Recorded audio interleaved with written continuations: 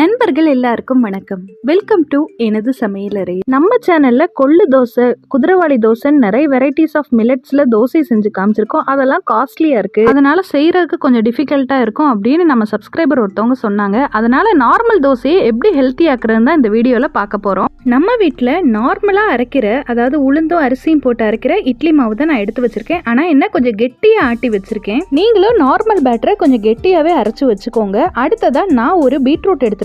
இதோட ஸ்கின்னை எடுத்துடலாம். இது அப்ராக்சிமேட்டா ஒரு 150 கிராம்ல இருந்து 200 கிராம் இருக்கும் இந்த பீட்ரூட். இது ஸ்கின் எடுத்துட்டு இதை குட்டி குட்டி பீஸா கட் பண்ணிக்கலாம். நீங்க ரஃபா கட் பண்ணாலே போதும், ரொம்ப பர்ஃபெக்டா கட் பண்ணணும்னு அவசியம் கிடையாது.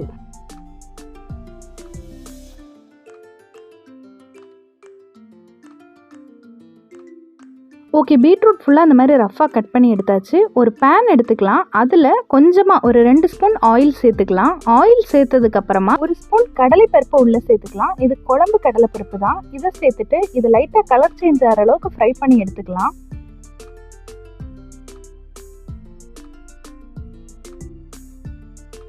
ஓகே, பார்த்தீங்கன்னா லைட்டாக கலர் சேஞ்ச் ஆகி கிடச்சிருச்சு. இந்த ஸ்டேஜில் 4 சின்ன வெங்காயத்தை பொடியாக கட் பண்ணி உள்ளே சேர்த்துக்கலாம். இதையும் ஜஸ்ட்டு ரஃபாக கட் பண்ணி உள்ளே சேர்த்தா போதும்.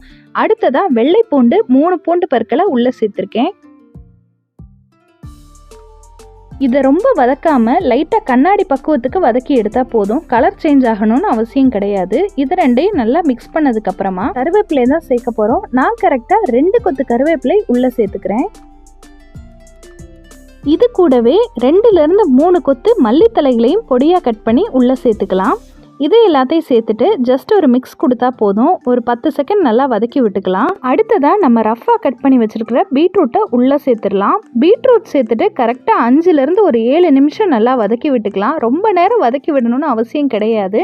பீட்ரூட் நல்லா குக் ஆகணும்னு அவசியம் கிடையாது. ஒரு அரைவாசி, அதாவது அரைப்பக்குவமாக குக் ஆனால் கூட போதும். ஏன்னு பார்த்தீங்கன்னா நம்ம பீட்ரூட்டை ஃபைன் பேஸ்ட்டாக அரைச்சி தான் உள்ளே சேர்ப்போம். அப்படியே தோசையும் வார்க்கும்போது பீட்ரூட் இன்னுமே நல்லா குக் ஆயிரும். இப்போ பார்த்தீங்கன்னா நல்லாவே வதக்கி எடுத்தாச்சு. இது அப்படியே ஆறுனதுக்கப்புறமா ஒரு மிக்சி ஜாரில் சேர்த்து நல்லா அரைச்சி எடுத்துக்க போகிறோம். மிக்சி ஜாரில் நம்ம வதக்கி வச்சிருக்கிற எல்லாத்தையும் உள்ளே சேர்த்துக்கலாம். இதை அப்படியே சூடோடு சேர்த்துறாதீங்க, அப்படியே மிக்சியில் அரைக்கும் போது தெரிச்சிரும். நல்லா ஆறுனதுக்கப்புறமா மிக்சி ஜாரில் சேர்த்துக்கோங்க.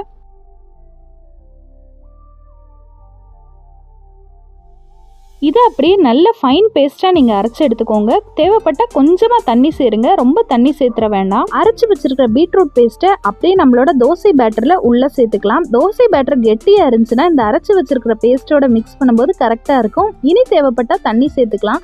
நீங்கள் பேட்டர் தண்ணியாகவே அரைச்சிட்டிங்கன்னா இந்த பேஸ்ட்டை சேர்க்கும் போது மாவு ரொம்பவே தண்ணி ஆயிரும். இப்போ பாருங்க, நான் கரெக்டாக மிக்ஸ் பண்ணி தேவையான அளவு உப்பையும் போட்டு பேலன்ஸ் பண்ணி எடுத்துகிட்டு வந்திருக்கேன். கேமராவில் கலர் ரொம்ப கிளியராக தெரியல, ஆனால் தோசை ஊற்றிட்டு பார்க்கும்போது நல்லா பிங்க் கலர்லேயே தெரியும். ஓகே, இப்போ தோசை வார்க்க ஆரம்பிச்சிடலாம்.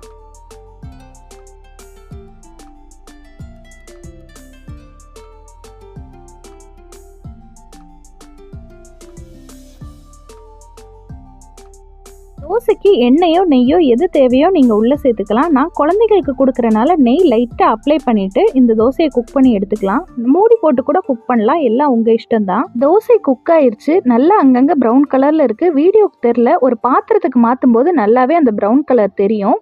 நான் பாருங்க தோசையை ஓப்பன் பண்ணி காமிக்கிறேன். அந்த ப்ரௌன் கலர் தெரியும். தோசை நல்லா குக்காகி மொறுமொறுன்னு இருக்கிறது. நம்ம வீட்டில் இருக்கிற குட்டி பசங்க பீட்ரூட் இந்த மாதிரி எல்லாம் சாப்பிடாதவங்களுக்கு இந்த மாதிரி ஊற்றி கொடுத்துடலாம். பீட்ரூட்டை கூட ஒரு வகையில் சாப்பிட வச்சிடலாம். ஆனால் இந்த கருவேப்பிலை, மல்லி, புதினாலாம் சாப்பிட மாட்டாங்க. இந்த மாதிரி குழந்தைங்களுக்கு இந்த மாதிரி அரைச்சி கொடுக்கும்போது சாப்பிட்ருவாங்க. நான் சாம்பாரோட குழந்தைங்களுக்கு சர்வ் பண்ணுவேன். இதே மெத்தட் ஃபாலோ பண்ணி பீட்ரூட் பதிலாக கேரட் தோசை கூட நீங்கள் செஞ்சு காமிக்கலாம். பிங்க் கலரில் குழந்தைங்க கலர் கலரான தோசை சாப்பிட ஆசைப்படுவாங்க.